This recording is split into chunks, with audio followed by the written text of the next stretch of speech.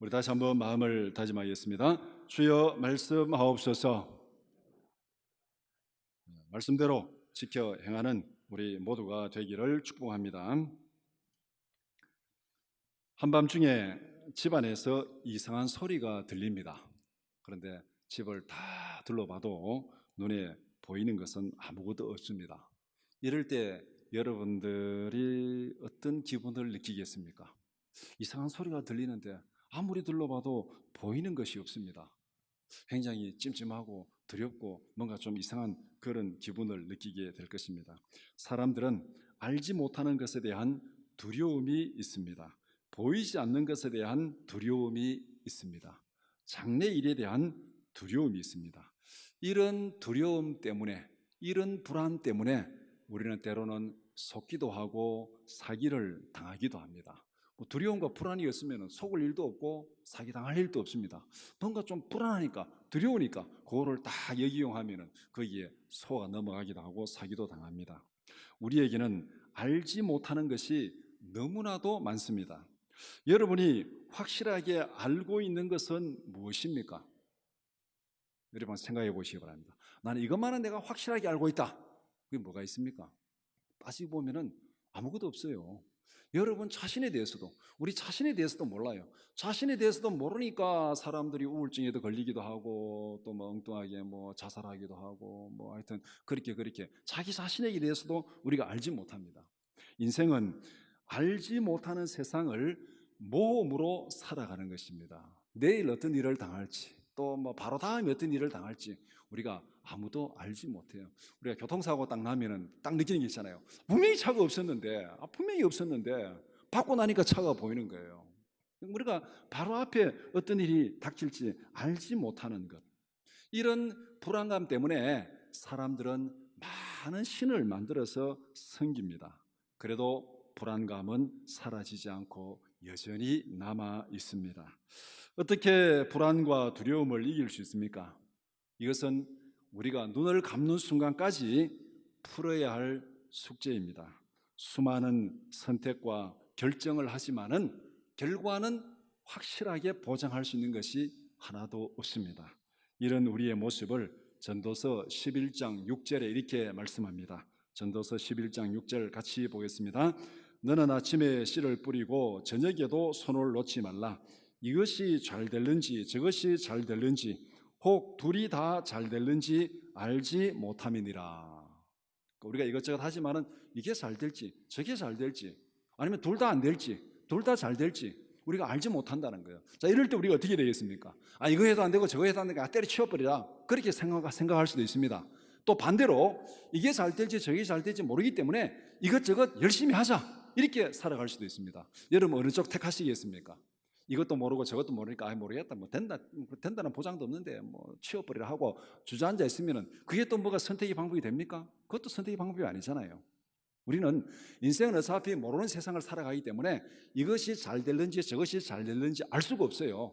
그러니까 우리는 이것도 열심히 하고 저것도 열심히 하고 열심히 해야 됩니다.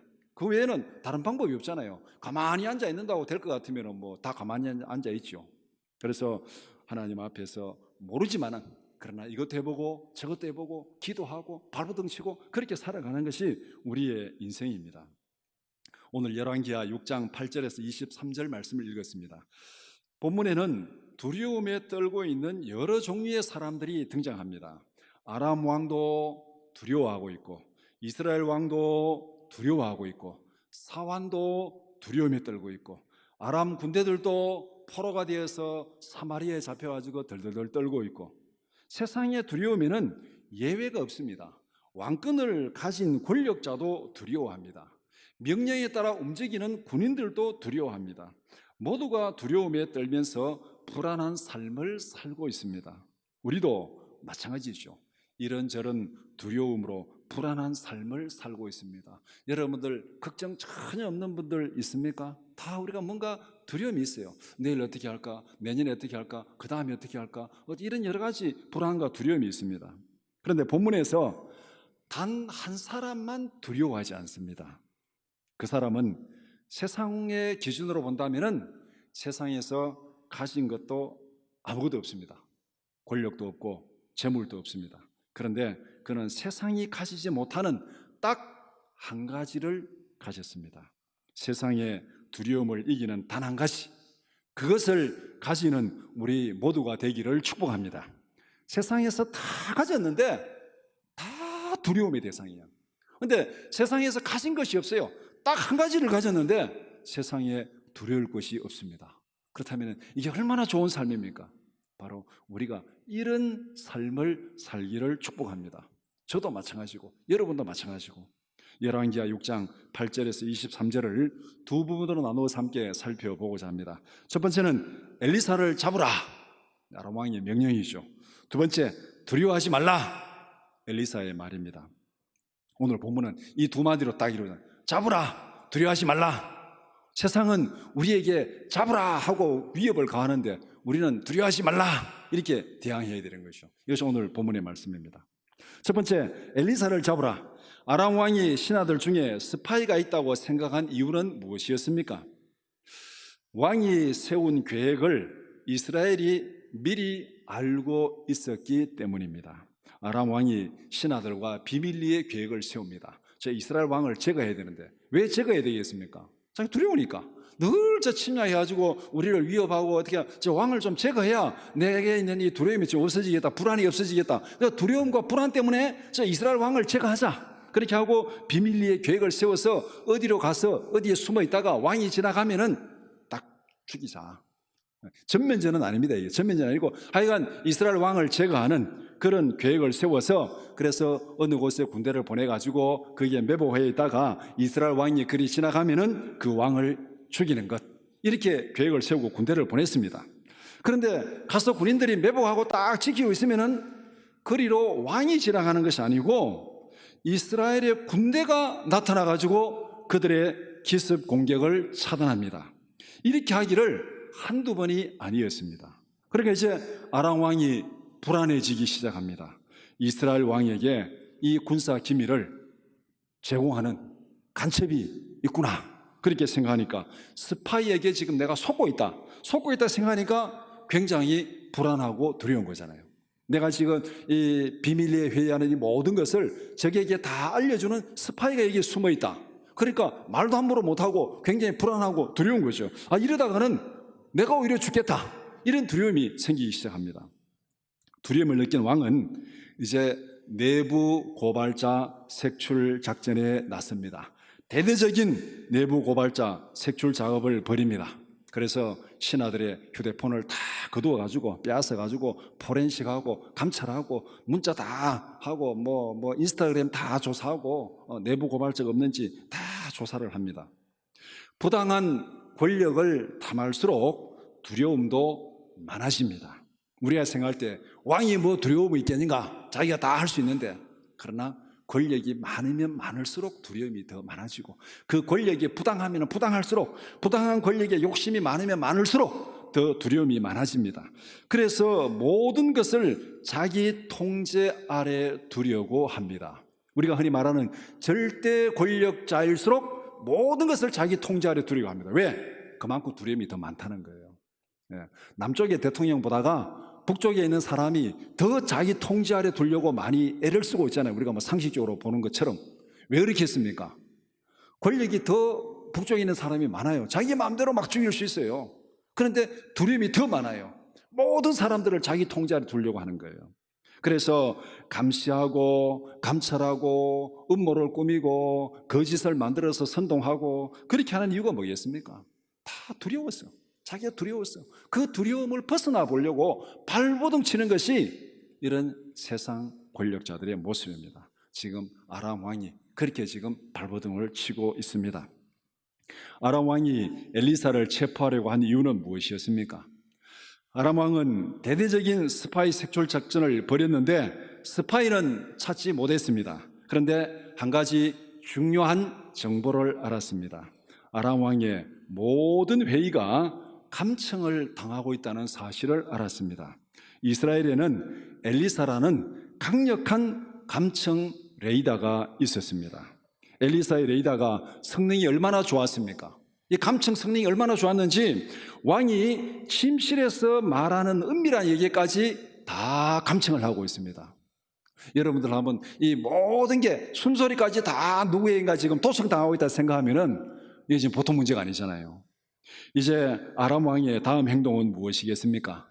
엘리사라는 감청 레이더를 정밀 타격하는 것입니다. 그래서 엘리사의 위치를 추적합니다. 엘리사가 도단에 있다는 것을 알았습니다. 아람 왕은 엘리사를 잡기 위해서 흔히 말하는 기동 타격대를 도단에 보내가지고 도단을 다 에워쌉니다. 그런데 우리가 여기서 상식적인 질문을 한번 던져볼 필요가 있습니다. 엘리사가 아람 왕의 모든 회의를 다 감청하고 있다면 엘리사를 잡겠다는 아람 왕의 계획도 알고 있겠습니까? 모르고 있겠습니까?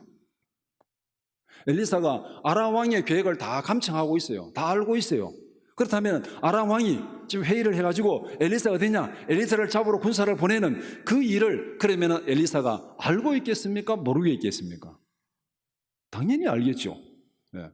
아람 왕의 그 회의를 다 알고 있는데 자기를 잡으려고 하는 그 계획은 더 잘 알겠죠. 왜 모르겠습니까? 그런데도 아람 왕은 엘리사를 잡겠다고 군대를 도단으로 보내고 있습니다. 이스라엘 왕을 잡겠다고 군대를 여러 번 보냈는데 다 실패했어요.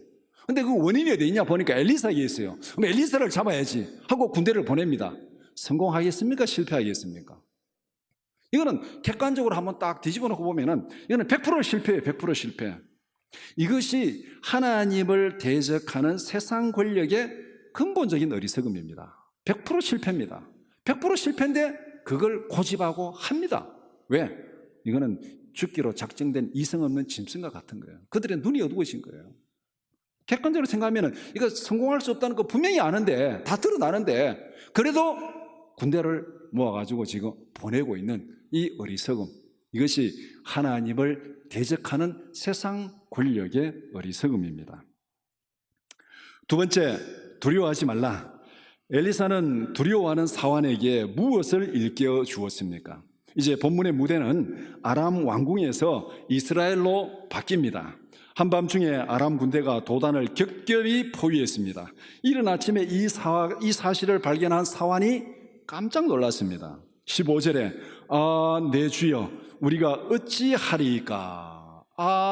내 주여, 내 주여 우리가 어찌하리이까? 이 라는 이 탄식, 죽음 앞에서 공포에 질린 절망적인 탄식입니다. 아침에 일어나 보니까 군대가 그냥 겹겹이 쌓여 있습니다. 성을 겹겹이 포위하고 있습니다. 이제 영락없이 죽었구나. 어떻게 해야 되겠습니까? 그렇게 절망하고 탄식하고 있습니다. 사환의 두려움과는 반대로 선지자의 답변은 굉장히 평온합니다. 16절에 대답하되 두려워하지 말라. 우리와 함께한 자가 그들과 함께한 자보다 많으니라. 우리와 함께한 자가 그들과 함께한 자보다 많으니라. 사환의 눈에는 안 보여요. 지금 아람 군대는 겹겹이 쌓이는 걸 보았는데, 그런데 우리와 함께한 자 누군데 안 보이는 거예요. 그리고 선지자는 사환의 눈을 열어서 보게 해달라고 기도합니다. 엘리사의 기도로 사환의 눈이 열렸습니다. 17절에 여호와께서 그 청년의 눈을 여심해 그가 보니 불말과 불병거가 산에 가득하여 엘리사를 둘렀더라.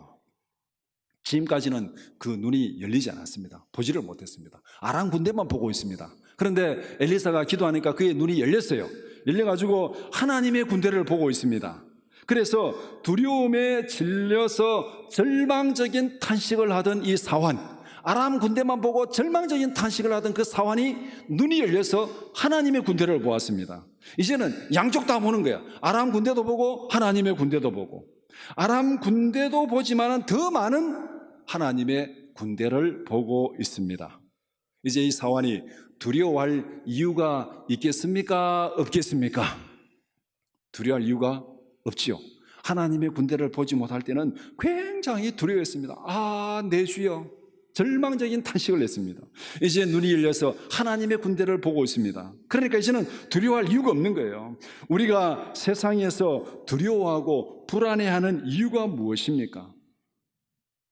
한쪽만 보고 있다는 거예요. 우리도 한쪽만 보고 있다는 거예요. 세상의 풍랑은 보고 있는데 우리와 함께 하시는 하나님의 능력은 보지 못한다는 것. 이것이 우리가 세상에서 두려워하는 이유입니다. 우리가 하나님 앞에 기도해야 되는 거죠. 하나님께서 우리를 창조하시고 하나님 우리 이 땅에 보내주시고 우리를 예수를 통해 구원하시고 하나님의 자녀 삼아 주셨는데 하나님 우리와 함께 하시는 이 은혜와 이 능력을 보게 하옵소서. 이 은혜와 이 능력을 보게 하옵소서. 우리의 눈이, 이 믿음의 눈이 열리지 않는 이상은 우리는 늘 세상에서 두려워하고 불안해할 수밖에 없습니다. 왜? 우리 눈앞에는 세상의 풍랑만 보이니까. 세상의 풍랑만 보이니까 두려워할 수밖에 없는 거죠. 엘리사를 잡으러 온 아람 군대는 어디로 가고 있습니까? 아람 군대는 엘리사를 잡으러 도단에 왔습니다. 그런데 그들은 이스라엘의 수도인 사마리아로 끌려가고 있습니다. 무슨 쇠사슬에 묶여가지고 끌려가는 게 아니에요. 그냥 그대로 끌려가고 있습니다. 왜냐하면은 그들의 눈이 어두워져서 분별력을 잃었습니다. 그들의 눈이 어두워져서 분별력을 잃었습니다. 우리가 이 눈이 어두워진다는 거, 꼭 이게 맹인이 된다는 것만 눈이 어두워지는 게 아니고 눈을 뜨고 있는데 보지 못하는 게 많이 있잖아요. 보지 못하니까 여러분 속는 거잖아요. 속고 나면 와 내가 그걸 왜 몰랐을까? 다 사인들이 있었는데 그거 제대로 보지 못하고 분별하지 못하고 속은 것이 여러 번 있잖아요. 크고 작은 일에. 이게 바로 눈은 떴지만 보지 못하는 거예요. 그들의 눈이 어두워져서 분별력을 잃어버렸습니다. 하나님을 대적하고 엘리사를 잡겠다는 계획 자체가 어리석은 거죠. 앞에서 엘리사가 다 알고 있는데, 하나님이 다 알고 있는데 그걸 무모하게 지금 시도하는 그 자체가 잘못된 겁니다. 그러니까 하나님께서 그들의 눈을 다 어둡게 해가지고 지금 자기들도 모르게 지금 사마리아로 끌려가고 있습니다. 여기서 아람 군대의 모습을 한번 상상해 보시기 바랍니다.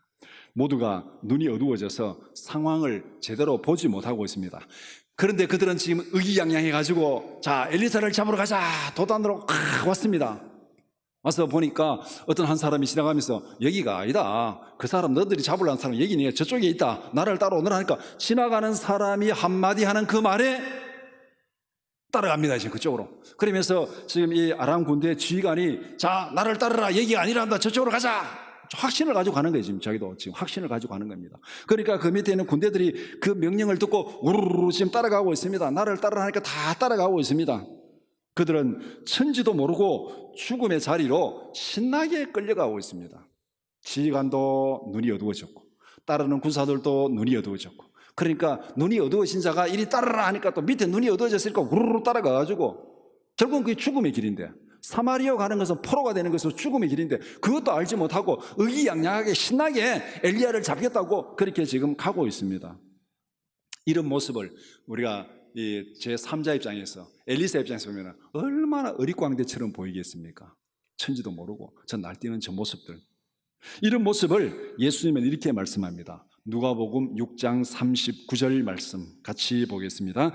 또 비유로 말씀하시되 맹인이 맹인을 인도할 수 있느냐, 둘이 다 구덩이에 빠지지 아니하겠느냐. 이 아람 군대의 모습이 딱 이 모습입니다. 지휘관도 맹인이고 군대들도 다 맹인이고 맹인이 맹인을 인도하니까 왕창 집단으로 다 포로가 되고 죽음의 자리에 빠지는 그 길로 가고 있습니다. 하나님을 떠난 세상 역사는 맹인이 맹인을 인도하는 역사입니다. 하나님을 떠나는 세상 역사가 다 맹인이 맹인을 인도하는 역사예요.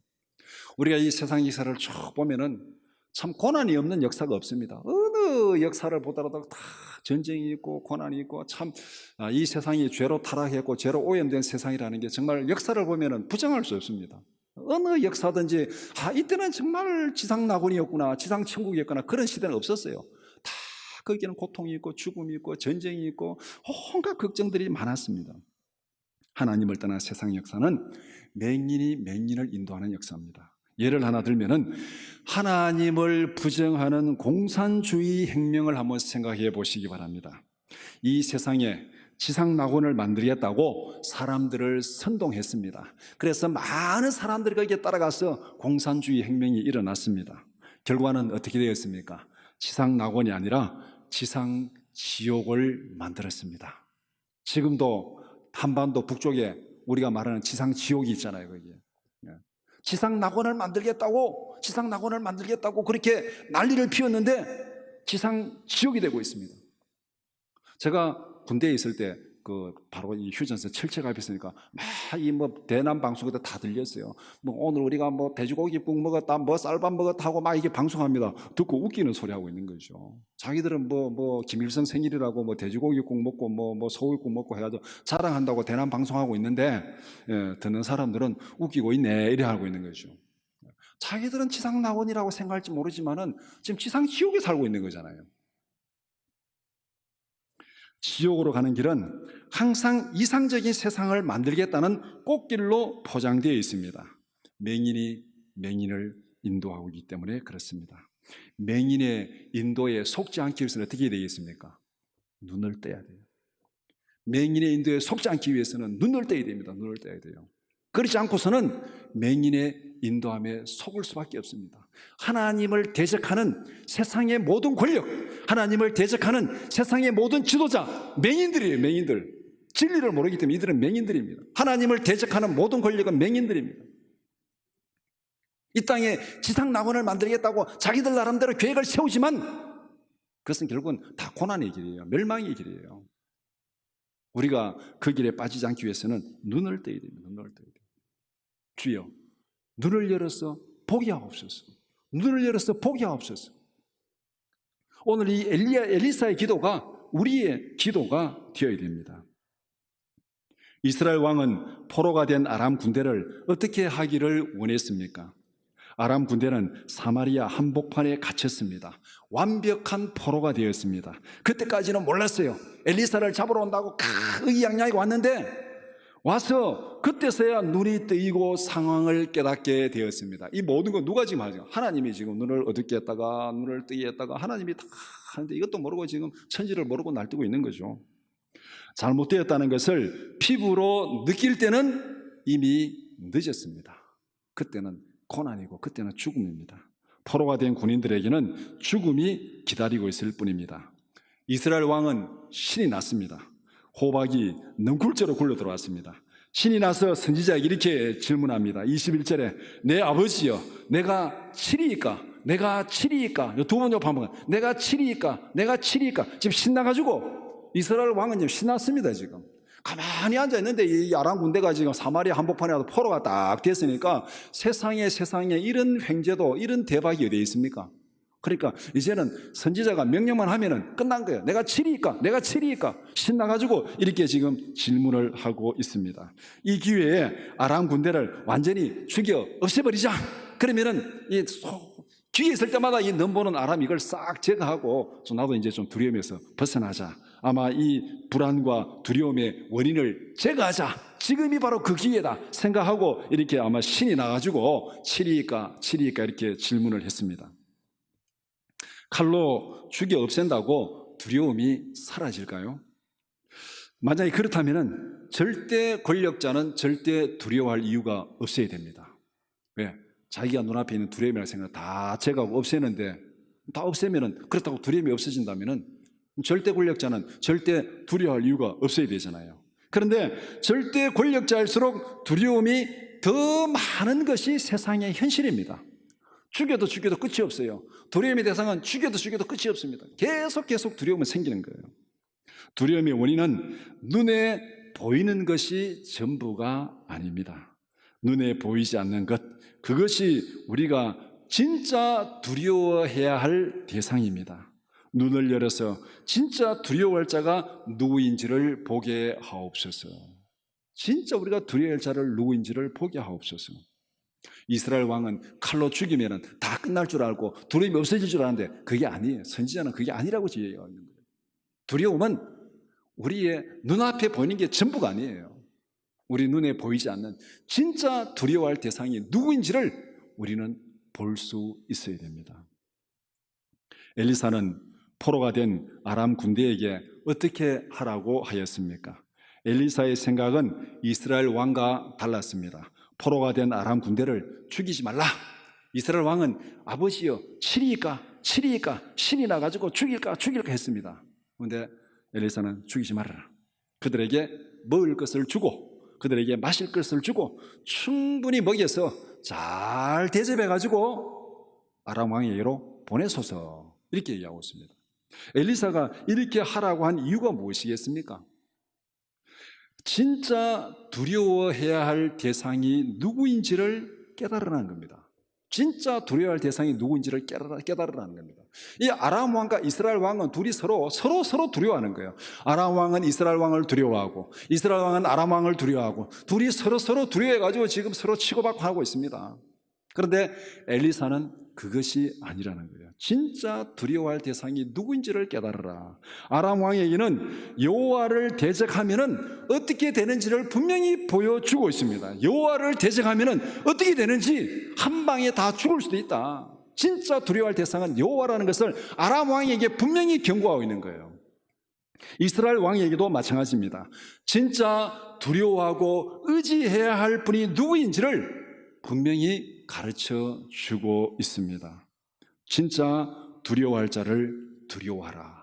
이것이 오늘 본문을 통해서 하나님께서 전하고자 하는 메시지입니다. 아람 왕이 두려움의 대상이 아니라는 거예요. 이스라엘 왕이 두려움의 대상이 아니라는 거예요. 세상에 그 어떤 것이 두려움의 대상이 아니라는 거예요. 진짜 두려워할 대상이 누구인지 그것을 보라는 거예요. 그것을 보라는 거예요. 그러니까 이 본문에서 다 두려워하고 있는데 한 사람은 두려워하지 않잖아요. 한 사람은 두려워하지 않습니다. 진짜 두려워할 대상이 누구인지를 보고 있기 때문에. 말씀을 정리해 봅시다. 우리는 무엇을 보고 있습니까? 우리는 지금 무엇을 보고 있습니까? 아람 왕은 자신의 권력을 보고 있습니다. 그러니까 이스라엘 왕이 늘 불안과 두려움의 대상입니다. 자기 권력을 지켜야 되고 자기 권력을 보고 있으니까 이 권력을 위협하는 이스라엘 왕이 늘 불안하고 늘 두려움의 대상이 되는 거예요. 이스라엘 왕이 늘 두려움의 대상이니까 어떻게 되겠습니까?